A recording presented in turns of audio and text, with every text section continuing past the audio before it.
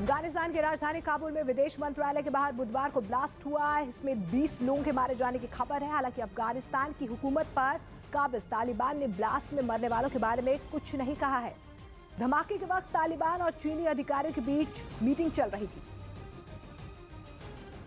इधर आरएसएस प्रमुख मोहन भागवत ने मुस्लिम समुदाय के लोगों को सलाह दी कि उन्हें भारत में डरने की जरूरत नहीं है। आरएसएस के मुखपत्र, ऑर्गेनाइजर और पांचजन्य को दिए एक इंटरव्यू में उन्होंने विस्तार से अपनी बात रखी और साफ शब्दों में कहा कि मुस्लिम समुदाय के लोगों को भारत में कोई खतरा नहीं है। मोहन भागवत के इस बयान का कई नेताओं ने समर्थन किया।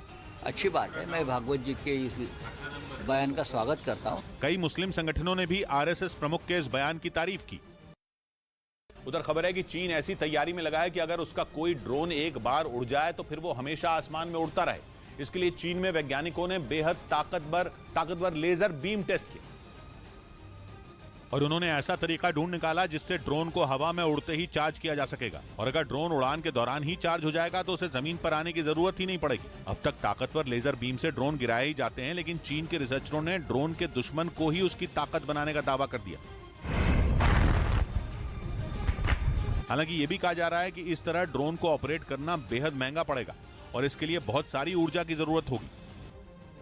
उधर कोलंबिया में पिछले दिनों हुई लगातार बारिश के बाद यहां पर जगह जगह पहाड़ का हिस्सा खिसक गया। अलग अलग हुए हादसे की डराने वाली तस्वीरें सामने आ रही। जहां अचानक से पहाड़ का एक बड़ा हिस्सा खिसकता नजर आया, उसने वहां बने मकानों को अपनी चपेट में ले लिया।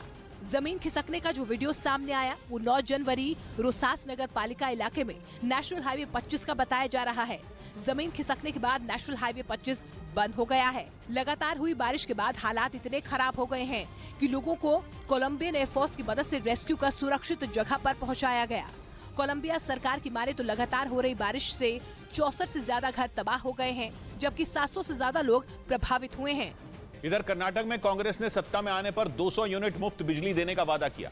राज्य में कांग्रेस ने आने वाले विधानसभा चुनावों को देखते हुए प्रजाध्वनि नाम से एक यात्रा शुरू की और इस यात्रा के पहले ही दिन कर्नाटक में कांग्रेस के अध्यक्ष डीके शिव कुमार ने हर घर को 200 यूनिट मुफ्त बिजली देने की बड़ी घोषणा कर दी। कांग्रेस प्रजाध्वनि यात्रा के जरिए कर्नाटक के 21 जिलों में लोगों के साथ अपने विचार साझा करेगी।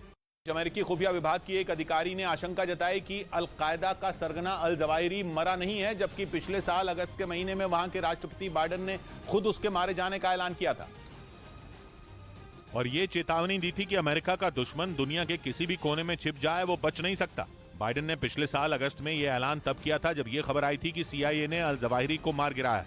तब ये दावा किया गया था कि अल जवाहिरी अफगानिस्तान के काबुल में एक घर में छिपकर बैठा था, जिसका पता लगाने के बाद CIA ने एक ड्रोन हमले में उसे मार गिराया था। If you are a threat to our people, the United States will find you and take you out. लेकिन अब अमेरिका की खुफिया एजेंसी की ही एक अधिकारी उसके जिंदा होने की आशंका जता रही है। कहा जा रहा है कि अब तक साफ नहीं हुआ कि अल जवाहिरी हमले में मारा गया था या बचकर भाग गया।